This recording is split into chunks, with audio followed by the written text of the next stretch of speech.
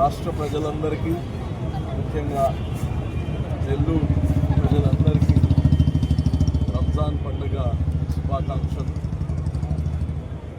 ఈ పవిత్ర మాసం 30 రోజులు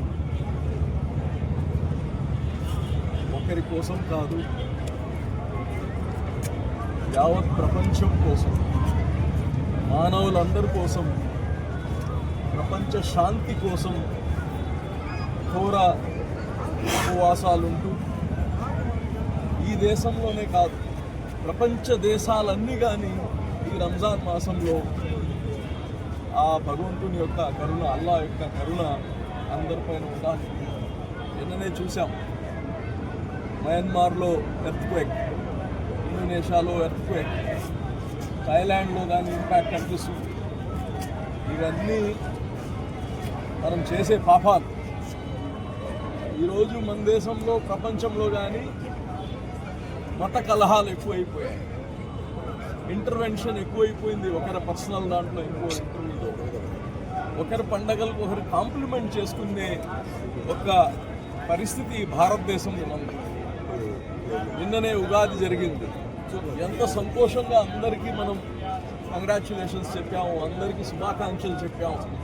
ఈరోజు రంజాన్ పండగ, అందరూ మనకు శుభాకాంక్షలు చెప్తున్నారు.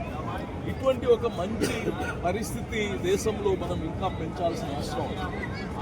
ఇప్పుడే ఇక్కడ నమాజ్కి వచ్చినప్పుడు వక్ఫ్ బిల్ గురించి కానీ మాట్లాడడం జరిగింది. ఈ వక్ఫ్ బిల్ కానీ చంద్రబాబు నాయుడు గారితో మాట్లాడున్నాము. దీంట్లో ఒక మాట అయితే నేను ఖచ్చితంగా చెప్తాను. ఆంధ్ర రాష్ట్రంలో ఉండే ప్రజలకి, ఆంధ్ర రాష్ట్రంలో ఉండే ముస్లిం సోదరులకి ఈగ కానీ వాళ్ళకుండా చూసే బాధ్యత తెలుగుదేశం పార్టీ తీసుకుంటుంది.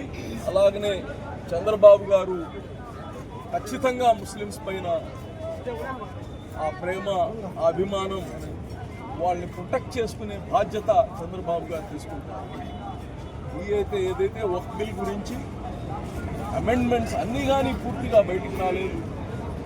ఏమున్నా కానీ ఒక మతానికి సంబంధించిన, మనోభావాలకు సంబంధించిన ఏది కానీ తెలుగుదేశం పార్టీ కావచ్చు, చంద్రబాబు నాయుడు కావచ్చు, దీన్ని ప్రోత్సహించేది ఉండదు. మేమందరం కలిసి చంద్రబాబు నాయుడు గారిని ఇంకోసారి కానీ మాట్లాడి ఎటువంటి ఒత్తిడి తీసుకొని రావాలో కేంద్రం పైన అది ఖచ్చితంగా తీసుకొని వస్తామని తెలియజేస్తాను.